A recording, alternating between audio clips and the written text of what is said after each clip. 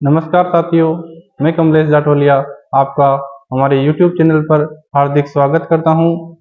साथियों, जैसा कि आपने इससे पहले वाला वीडियो देखा होगा, हम जो बोर्ड परीक्षा परिणाम उन्नयन के लिए एक पहल चला रहे हैं, जिसमें हम प्रमुख प्रमुख प्रश्न देखते हैं। कक्षा अभी हम जो चर्चा कर रहे हैं वो कक्षा 10 की जो सामाजिक विज्ञान की जो भूगोल की किताब है, उस किताब के क्वेश्चन आंसर हम देख रहे हैं। तो हमने पहले पार्ट के जो संसाधन और विकास है उसके कुछ, जिसमें एबेसड है और कुछ खालिस्तान वाले प्रश्न हमने देखे थे। अब हम वन लाइनर वाले या एक लाइन वाले जो आंसर वाले क्वेश्चन है वो हम अब देखने वाले हैं। तो सभी साथी, और यह है भारत के भूगोल से संबंधित क्वेश्चन है, तो प्रतियोगी परीक्षाओं के लिए भी जो एनसीईआरटी के द्वारा जो पुस्तक चलाई जा रही है, क्योंकि वर्तमान में राजस्थान माध्यमिक शिक्षा बोर्ड के द्वारा जो पुस्तकें चलाई जा रही है वह एनसीईआरटी की पुस्तकें ही यहाँ माध्यमिक शिक्षा बोर्ड के द्वारा प्रयोग में लाई जा रही है। तो एनसीईआरटी की जो बच्चे पुस्तकें पढ़ना चाहते हैं या उनके महत्वपूर्ण प्रश्न आंसर जो देखना चाहते हैं, उनके लिए भी यह वीडियो कारगर साबित होगा। और जो किसी प्रतियोगी परीक्षा की तैयारी कर रहे हैं और जिसमें भारत का भूगोल शामिल है, उनके लिए भी ये वीडियो कारगर साबित होने वाला है। तो हम चलते हैं अब पिछले वाले वीडियो से आगे वाले कंटेंट पे चलते हैं और हम प्रमुख प्रश्न आंसर देखते हैं। ये हमने देख लिया था मृदा अपरदन वाला, और इससे आगे वाले क्वेश्चन अब हम देखते हैं। तो हमारा यहाँ पहला क्वेश्चन है यहाँ संसाधन क्या है। क्योंकि पाठ का नाम ही हमारा संसाधन और विकास है, तो हमें संसाधन की परिभाषा आनी चाहिए। संसाधन क्या है, तो ध्यान देना कि पर्यावरण की वह प्रत्येक वस्तु जो प्रकृति द्वारा प्रदत्त है या फिर किसी मनुष्य के द्वारा निर्मित की गई है, जो कि मनुष्य जीवन में उपयोग में आ सकती है या आती है या उपयोगी है, उसको हम क्या कहते हैं, संसाधन कहते हैं। ध्यान देना है। तो संसाधन वह प्रत्येक वस्तु जो मनुष्य के उपयोग के लिए है या उपयोग आती है, तो उसको हम संसाधन कहेंगे, चाहे वह प्रकृति के द्वारा प्रदत्त हो या फिर मानव के द्वारा निर्मित हो। ऐसी वस्तु को हम क्या कहेंगे, संसाधन कहेंगे। ठीक है, तो संसाधन की परिभाषा अपनी हो गई। अब हम आगे वाला क्वेश्चन देखते हैं कि समाप्यता, ये समाप्यता है। समाप्यता के आधार पर संसाधनों के कितने प्रकार है आप बताना है। तो संसाधन की अपनी परिभाषा हो गई। अब हम उनके आधार देखते हैं, क्योंकि जो संसाधनों का वर्गीकरण किया गया है वो अनेक आधारों पर किया गया है। तो अपने यहाँ जो देखना है वो समाप्यता के आधार पर देखना है, मतलब समाप्त होने के आधार पे। समाप्त होने के आधार पे संसाधन कितने प्रकार के, वो यहाँ देखना है। तो पहला जो समाप्त होने के आधार पे जो पहला है वो नवीकरणीय है, बिल्कुल सही है, नवीकरणीय योग्य संसाधन। और दूसरा जो है अनवीकरणीय। नवीकरणीय योग्य संसाधन का मतलब ऐसे संसाधनों से है जिनको नया बनाया जा सकता है। नया मतलब बनाया जा सकता है, इसका मतलब उनको पुनः प्राप्त किया जा सकता है। तो नवीकरणीय संसाधन ऐसे संसाधन होते हैं जिनको पुनः प्राप्त किया जा सकता है, और अनवीकरण संसाधन ऐसे संसाधन जिनको पुनः प्राप्त नहीं किया जा सकता। इनको समाप्य और असमाप्य भी बोल सकते हैं। तो यहाँ ध्यान रहे, नवीकरणीय योग्य संसाधन मतलब इनको नया बनाया जा सकता है, मतलब ये खत्म नहीं होंगे। इसका मतलब ये कौन से संसाधन हुए, असमाप्य। ध्यान देना, असमाप्त। और जिनको नया नहीं बनाया जा सकता, अनवीकरणीय, ये होंगे समाप्त, मतलब समाप्त हो सकते हैं। ध्यान देना। तो नवीकरणीय योग्य संसाधन जिनको नया बनाया जा सकता है तो कौन कौन से हो गए, जैसे कि सौर ऊर्जा हो गई, जैसे कि पवन ऊर्जा हो गई, जल हो गई और वन हो गए। ये कौन से संसाधन है, तो ध्यान देना, नवीकरणीय योग्य संसाधन या असमाप्य संसाधन है। अब है अनवीकरण संसाधन, यानी कि जिनको नया नहीं बना सकते, मतलब एक बार अगर समाप्त हो गए तो फिर इनको विकसित होने में करोड़ों वर्ष लगते हैं, तो इसको हम नया नहीं बना सकते। तो जैसे कि जीवाश्म ईंधन है, पेट्रोल है, डीजल है, कोयला है, ये सब जीवाश्म ईंधन है। और धातुएं हैं जो खनन के माध्यम से निकाली जाती है, ये सब क्या है, ठीक है, अनवीकरणीय संसाधन है या समाप्य संसाधन है, मतलब समाप्त हो सकते हैं। ठीक है, तो अपने दो क्वेश्चन हो गए। संसाधन क्या है, जो कि मनुष्य जीवन में उपयोग होते हैं, ऐसी वस्तुएं, उनको संसाधन कहते हैं। समाप्यता के आधार पर संसाधनों के कितने प्रकार है? 2 प्रकार है, एक नवीकरणीय संसाधन, एक अनवीकरणीय संसाधन। नवीकरणीय संसाधन कौन कौन से हैं? तो सौर ऊर्जा, पवन ऊर्जा, जल, वन। और अनवीकरणीय योग्य संसाधन जैसे कि जीवाश्म ईंधन है, धातुएं हैं या समाप्त। अब हम अगला क्वेश्चन देखते हैं, सतत पोषणीय विकास। तो ये हमने पिछले वीडियो में भी डिस्कस किया था। सतत पोषणीय विकास मतलब ऐसा विकास जो कि वर्तमान की पीढ़ियों की आवश्यकताओं को भी ध्यान में रखता है और आने वाली पीढ़ियों की आवश्यकताओं को भी ध्यान में रखता है और पर्यावरण के नुकसान को भी ध्यान में रख के जो विकास किया जाता है उसको सतत पोषणीय विकास कहा जाता है। तो देखना कि पर्यावरण को बिना नुकसान पहुंचाए, जो कि वर्तमान विकास की प्रक्रिया को भी जारी रखते हुए और आने वाली पीढ़ियों या भविष्य की आवश्यकताओं को भी ध्यान में रखते हुए जो विकास किया जाता है उसको हम कौन सा विकास बोलते हैं? सतत पोषणीय विकास। तो आपको ये ध्यान रखना है, खास करके ज्योग्राफी में ये काफी बार ये टर्म्स आता है हमारा कि सतत पोषणीय विकास से आप क्या समझते हैं। और इसी सतत पोषणीय विकास को प्राप्त करने के लिए 1992 में एक पृथ्वी सम्मेलन का भी आयोजित किया गया था, जो अभी अगले आने वाला है अगला क्वेश्चन में। तो सतत पोषणीय विकास जो कि पर्यावरण को बिना नुकसान पहुंचाए, वर्तमान पीढ़ी की आवश्यकताओं को ध्यान में रखते हुए और भविष्य की आवश्यकताओं को ध्यान में रखते हुए जो विकास किया जाता है, ऐसे विकास को हम सतत पोषणीय विकास, सतत का मतलब है कंटिन्यू, कि जो लगातार जो विकास चल रहा है। वरना ऐसा नहीं हो कि हो सकता है कि कुछ संसाधन वर्तमान में ही सारे समाप्त कर दिए जाए तो आने वाली पीढ़ियों को उन संसाधनों की कमी खले ताकि वह अपना विकास नहीं कर पाए। तो ऐसे विकास को हम सतत पोषणीय विकास नहीं कहेंगे। तो जो कंटिन्यू, जो लगातार विकास चलने वाला है, उस विकास को हम सतत पोषणीय विकास कहेंगे। तो अब हम अगले क्वेश्चन पे चलते हैं। अगला हमारा क्वेश्चन है कि भूमि निम्नीकरण की समस्याओं को सुलझाने के लिए कोई 2 उपाय आपको बताने हैं। तो पहले तो आपको पता होना चाहिए कि भूमि निम्नीकरण है क्या। भूमि निम्नीकरण का तात्पर्य है भूमि की जो उर्वरक क्षमता है उसका कम हो जाना। भूमि की उर्वरक क्षमता का क्या हो जाना? कम हो जाना। इसको हम भूमि निम्नीकरण कहते हैं। और ये समस्या काफी जगह देखी जाती है, जैसे कि मरुस्थल है या जहां अत्यधिक सिंचाई होती है। ये समस्या आपको ज्यादा देखने को मिलेगी जहां भूमि की उर्वरक क्षमता क्या हो जाती है? घट जाती है या कम हो जाती है। तो आपको ये बताना कि इस समस्या को सुलझाने के लिए आपको उपाय बताने हैं। तो क्या क्या उपाय करोगे? जैसे कि वनारोपण करोगे। वनारोपण करोगे इसका मतलब मरुस्थल क्या हो जाएगा? घट जाएगा। और मरुस्थल जब घटेगा तो भूमि की जो उर्वरक क्षमता है वह भी बढ़ेगी और ये अपनी भूमि निम्नीकरण की समस्या का भी हमारा क्या हो जाएगा? समाधान हो जाएगा। तो पहला उपाय तो आपको क्या करना है? वनारोपण। उसके बाद देखते हैं चारागाहों का क्या करना? उचित प्रबंध करना। चारागाहों का उचित प्रबंध से हमारा मतलब है कि क्योंकि क्या होता है कि पशु या जानवर क्या होता है, छोटी छोटी झाड़ियां होती है उनको चर के जो मरुस्थल है उसका विस्तार और कर देते हैं। तो इसलिए पशुओं के चरने के लिए एक निश्चित स्थान होना चाहिए जिसको हम क्या बोलते हैं? चारागाह। जिनको हम चारागाह बोलते हैं। तो पशुओं के लिए एक उचित स्थान होना चाहिए, उसी जगह पशुओं को चराना चाहिए। इससे हम भूमि निम्नीकरण की समस्या से कुछ मात्रा में निजात पा सकते हैं। तो हमारा दूसरा समाधान हो गया कि चारागाह का हमें क्या करना चाहिए? उचित प्रबंधन करना चाहिए। और पहला हो गया वन का रोपण या वनारोपण। ये हमें भूमि निम्नीकरण की समस्याओं को सुलझाने के लिए उपाय करने चाहिए। अगला क्वेश्चन हमारा है कि मृदा अपरदन को रोकने के लिए आपको कोई उपाय बताने हैं। तो मृदा अपरदन, पहले अपना मृदा अपरदन देख लेते हैं। मृदा अपरदन का मतलब था मिट्टी का कटाव या मिट्टी का एक स्थान से दूसरे स्थान पे स्थानांतरण। तो मिट्टी का एक स्थान से दूसरे स्थान पे स्थानांतरण किसी भी तरह से हो सकता है। हो सकता है कि वह पवन के माध्यम से यानी कि वायु के माध्यम से हो रहा हो सकता है वह जल के माध्यम से हो रहा हो, या हो सकता है वह अन्य किसी माध्यम से हो रहा हो। इसको हम बोलते हैं अपर्दन। अपर्दन का मतलब होता है कटाव और मृदा का मतलब मिट्टी। तो मिट्टी के कटाव को रोकने के लिए अगला क्वेश्चन है अपना मृदा अपरदन को रोकने के कोई 2 उपाय। वो पहला अपना उपाय रहेगा समोच्च जुताई।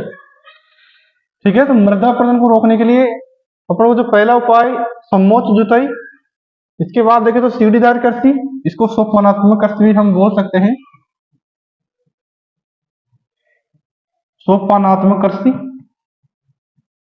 और तीसरा है पट्टी कृषि और फसलों के बीच बीच में घास की पेटियां लगाना।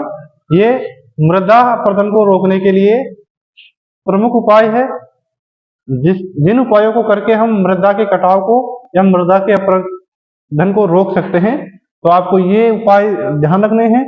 एग्जाम में पूछा जा सकता है कि मृदा अपरदन को कौन कौन से उपायों के द्वारा रोका जा सकता है। समोच्च जुताई करके रोका जा सकता है, सीढ़ीदार कृषि करके रोका जा सकता है, पट्टी कृषि के द्वारा रोका जा सकता है, और फसलों के बीच बीच में घास की पेटियां लगा के भी मृदा अपरदन को हम रोक सकते हैं। तो ये 4 उपाय आपको ध्यान रखना है। अब हम अगले क्वेश्चन पे चलते हैं। हमारा अगला क्वेश्चन है, मृदा का संरक्षण क्यों आवश्यक है?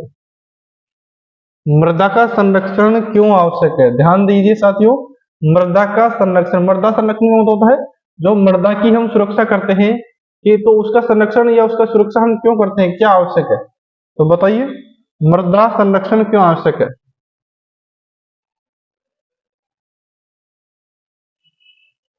तो यहाँ देखते हैं हम इसका आंसर। मृदा संरक्षण आवश्यक है कि मृदा की जो उर्वरक क्षमता है वो बनी रहे, और फसल उत्पादन जो हम कर रहे हैं उसकी उत्पादन क्षमता भी बढ़े। तभी तो हम मृदा का संरक्षण करते हैं। उसमें अनेक तरह के कीटनाशक दवाइयाँ, खाद, बीज वगैरह जो भी देते हैं हम, ये सब मृदा के संरक्षण के लिए तो देते हैं। तो मृदा का संरक्षण क्यों आवश्यक है? ताकि मृदा की उर्वरक क्षमता बनाए रखने और फसल उत्पादन क्षमता बढ़ाने के लिए हमें मृदा का संरक्षण करना चाहिए, और इसीलिए मृदा संरक्षण आवश्यक है। तो ध्यान रखना, मृदा की उर्वरक क्षमता बनाए रखने के लिए और फसल उत्पादन बढ़ाने के लिए मृदा संरक्षण क्या है? आवश्यक है। मृदा मतलब मिट्टी का संरक्षण। अब अगला क्वेश्चन है हमारा, अगला क्वेश्चन है कि जलोढ़ मृदा उपजाऊ होती है क्यों? बताइए। तो जलोढ़ मृदा उपजाऊ क्यों होती है? क्योंकि आप देखोगे तो बड़े बड़े जो मैदानी प्रदेश जो आपको मिलेंगे वो जलोढ़ मृदा के क्षेत्र मिलेंगे। पहले तो आपको जलोढ़ मृदा के बारे में जानना चाहिए कि जलोढ़ मृदा या जलोढ़ मिट्टी ऐसी मिट्टी को कहते हैं, ऐसी मृदा को कहते हैं जो नदियों के द्वारा बहाकर लाई गई मिट्टी होती है। उस मिट्टी को हम कौन सी मृदा कहते हैं? जलोढ़ मृदा। और जलोढ़ मृदा से निर्मित जो मैदान होते हैं उनको हम जलोढ़ मैदान भी कहते हैं, और उन मैदानों में फसल उत्पादन अधिक होता है, क्योंकि जलोढ़ मृदा की जो उत्पादन क्षमता है वो ज्यादा होती है। तो वो ज्यादा क्यों होती है? तो देखना, क्योंकि जलोढ़ मृदा में देखो पोटास पाया जाता है, फास्फोरस पाया जाता है, चूने की मात्रा पाई जाती है, ह्यूमस की मात्रा भी पाई जाती है। यह सब कारण है कि जलोढ़ मृदा की उत्पादन क्षमता क्या होती है? बढ़ जाती है। पूरा नहीं दिख रहा होगा, एक बार आप देखना, फसल के लिए उपयुक्त होती है। ठीक है, तो ध्यान रखना कि जलोढ़ मृदा में क्या क्या पाया जाता है? जलोढ़ मृदा में पोटास पाया जाता है, फास्फोरस पाया जाता है, चूने की मात्रा पाई जाती है, ह्यूमस पाया जाता है। ये सब पाए जाने के कारण जलोढ़ मृदा क्या होती है? अत्यधिक उपजाऊ होती है। तो ध्यान रखना, जलोढ़ मृदा उपजाऊ क्यों होती है? पोटास, फास्फोरस, चूना और ह्यूमस की अधिक मात्रा या इनकी उपस्थिति के कारण जलोढ़ मृदा क्या होती है? उपजाऊ होती है। और जलोढ़ मृदा किसे कहते हैं? ऐसी मृदा जो नदियों के द्वारा बहाकर लाई जाती है, ऐसी मिट्टी को, और जो किसी ना कहीं जमा कर दी जाती है, फिर ऐसी मृदा को हम क्या कहते हैं? जलोढ़ मृदा कहते हैं। तो ये हमारी जलोढ़। अब हम देखते हैं एजेंडा 21 क्या है। ध्यान देना आपको, एजेंडा 21 क्या है। हम एजेंडा 21 देखते हैं यहाँ। एजेंडा 21 क्या है? तो हमने अभी थोड़ी देर पहले सतत पोषण विकास देखा था, और सतत पोषण विकास में मैंने कहा था कि सतत पोषण विकास हेतु एक सम्मेलन का आयोजन किया गया था 1992 में, जिसको हम पृथ्वी सम्मेलन कहते हैं। उसी में एक एजेंडा मतलब एक तरीका या कुछ नियम कायदे लेके आए गए थे, जिनका पालन शामिल सभी देशों को करना था। उसको हम एजेंडा 21 तरीके के कुछ कार्यक्रम लेके आए थे, उनको हम बोलते हैं एजेंडा 21। तो ध्यान रखना, एजेंडा 21 क्या है? तो ध्यान देना, भूमंडलीय सतत पोषणीय विकास, विकास कि भूमंडलीय सतत पोषणीय विकास प्राप्त करने के लिए रियो डी जेनेरिया, कहा? रियो डी जेनेरिया सम्मेलन, उसमें शामिल कितने किस्म के? 21 किस्म के जो तरीके जो शामिल किए गए हैं उनको ही हम क्या कहते हैं? एजेंडा 21। तो दोबारा बता रहा हूं, एजेंडा 21 क्या है? भूमंडलीय सतत पोषणीय जो विकास करना है। सतत पोषणीय विकास क्या है? ये हम पहले इसकी परिभाषा देख चुके कि ऐसा विकास जो वर्तमान पीढ़ी की आवश्यकताओं को ध्यान में रखते हुए पर्यावरण को नुकसान पहुंचाए बिना आगामी पीढ़ी की आवश्यकताओं को भी ध्यान में रखते हुए जो विकास किया जाता है, ऐसे विकास को हम सतत पोषणीय विकास कहते हैं। तो ध्यान रखना, तो सतत पोषण विकास प्राप्त करने के लिए रियो डी जेनेरिया सम्मेलन में जो 21 किस्म या 21 तरीके या 21 कार्यक्रम जो शामिल किए गए थे उनको हम बोलते हैं एजेंडा 21। ठीक है, तो अब यहाँ देखते हैं, तो पहले तो रियो डी जेनेरिया सम्मेलन देखते हैं। तो रियो डी जेनेरिया सम्मेलन कब हुआ? 1992 में। ये कहाँ हुआ? ये रियो डी जेनेरिया एक शहर है, और ये शहर कहाँ पड़ता है? ब्राजील में। और ये 1992 में, इसको और किस नाम से जानते हैं हम? पृथ्वी सम्मेलन। कौन सा? पहला वाला, पहला पृथ्वी सम्मेलन। तो पहला पृथ्वी सम्मेलन कहाँ हुआ? रियो डी जेनेरिया में। कब हुआ? 1992 में। और रियो डी जेनेरिया का है? ब्राजील का है। और ये किस पे आधारित था? तो सतत पोषणीय विकास पे। ध्यान रखना, तो इतनी बातें हमको एजेंडा 21 के बारे में ध्यान रखनी है। ठीक है, तो एजेंडा 21 रियो डी जेनेरिया सम्मेलन में 21 किस्म के कार्यक्रम निर्धारित किए गए थे, जिनको हम एजेंडा 21 कहते हैं। अगला क्वेश्चन हमारा है कि जैव और अजैव संसाधन में अंतर बताने। ये तो बिल्कुल ऐसे मानो कि आप बचपन से ही सुनते आए हैं। जब भी हम संसाधन की बात करते हैं तो एक संसाधन की परिभाषा और दूसरा उसके प्रकार। तो संसाधनों के प्रकार में हम जैव और अजैव संसाधन सबसे पहले पढ़ते हैं। ऐसे संसाधन जिनमें जीवन पाया जाता है, जैविक संसाधन, और ऐसे संसाधन जिनमें जीवन नहीं पाया जाता, अजैविक संसाधन। ठीक है, जैसे कि जल है, मिट्टी है, पत्थर है, हवा है, इन सब में जीवन नहीं पाया जाता तो ये अजैविक संसाधन है। पेड़ है, वनस्पति है, जानवर है, मनुष्य है, इन सब में जीवन पाया जाता है तो ये जैविक संसाधन है। तो ध्यान रहे, तो जैव और अजैव संसाधन जिनमें जीवन पाया जाता है तो कौन से संसाधन? जैविक संसाधन। जिनमें जीवन नहीं पाया जाता कौन से संसाधन? अजैव संसाधन। जैसे जीव मंडल से प्राप्त संसाधन या जिनमें जीवन पाया जाता है, जैसे कि वनस्पति, कृषि, ये कौन से संसाधन है? जैविक संसाधन। धातुएं हैं, पवन है और मृदा है, ये कौन से संसाधन है? अजैविक संसाधन। तो ये तो हो गए कौन से संसाधन? जैविक संसाधन या जैव संसाधन। और ये कौन से होंगे? अजैविक या अजैव संसाधन। ठीक है, नाम से भी आपको लग रहा होगा जैव जीवन, अजैव जीवन नहीं। तो जैव यानी जीवन पाया जाता है। तो जीवन किन में पाया जाता है? कृषि, कृषि में आप जो फसलें करते हैं। वनस्पति, मनुष्य अपन है, जीव जंतु है, जानवर है, पेड़ पौधे हैं। जैसे कि धातुएं हैं, इनमें जीवन नहीं पाया जाता। पवन है, मृदा है, पत्थर है, इन सब में जीवन नहीं पाया जाता, ये अजैव संसाधन है। अगला हमारा प्रश्न है, संसाधन संरक्षण क्यों आवश्यक है? ये तो एकदम से प्रश्न से पता लग रहा है कि आप संसाधनों का संरक्षण का मतलब होता है उनकी सुरक्षा करना, ये उनको बचाना। तो संसाधनों का संरक्षण क्यों आवश्यक है? क्योंकि अगर आप संसाधनों का संरक्षण नहीं करोगे तो संसाधन खत्म हो जाएंगे, और अगर संसाधन खत्म हो गए तो आने वाली पीढ़ी के लिए वो बचेंगे नहीं, और आने वाली पीढ़ी के लिए बचेंगे नहीं तो फिर आने वाली पीढ़ी अपना विकास कैसे करेगी? ठीक है, तो संसाधनों का संरक्षण आवश्यक क्यों है? तो ध्यान देना, संसाधन सीमित है। सीमित का मतलब है ये भरपूर नहीं है। ऐसा नहीं कि आप जितनी मर्जी आए उतना आप चाहे तो संसाधन उपयोग कर सकते हैं, ये कभी नहीं बीतने वाले। ये सीमित है, कभी ना कभी ये खत्म होने। हाँ, ऐसा है कि आप जैव संसाधन, वो क्या नवीकरणीय अनवीकरण संसाधन, आपने देखा कि संसाधन, कोई संसाधन ऐसे हैं जो खत्म हो सकते हैं, कोई संसाधन जो खत्म नहीं, लेकिन ज्यादातर संसाधन सीमित है। इनका समुचित उपयोग करते हुए भविष्य के लिए बचाकर रखना ही संसाधनों का क्या है? संरक्षण है। तो ध्यान रखना, संसाधन संरक्षण क्या है? तो संसाधन की इनका समुचित उपयोग करके भविष्य के लिए इनको बचाकर रखना ही क्या है? संसाधन संरक्षण है। संरक्षण बचाना ही तो है। तो संसाधनों का समुचित उपयोग करना है और उनको भविष्य के लिए क्या करके रखना है? बचा के रखना है। इसे ही हम क्या बोलते हैं? संसाधन संरक्षण बोलते हैं। अब अगला क्वेश्चन, ये हमारे इस पार्ट के इतने क्वेश्चन हमको वन लाइनर और एब्सेड और रिक्त स्थान देखने हैं। इसके अलावा जिन साथियों ने पिछला वाला वीडियो नहीं देखा है वो पिछला वाला वीडियो देखे, उसके बाद ये वीडियो देखे, ताकि आपको अच्छे से समझ में आ जाएंगे। इस पार्ट के जितने भी प्रश्न आंसर है वो आपको पूरे समझ में आ जाएंगे। अगर आप ध्यान लगा के सुनेंगे तो आपको गारंटी है कि एग्जाम में इसका फायदा जरूर मिलेगा। इसके अलावा आप कॉपी में नोटबुक कर ले।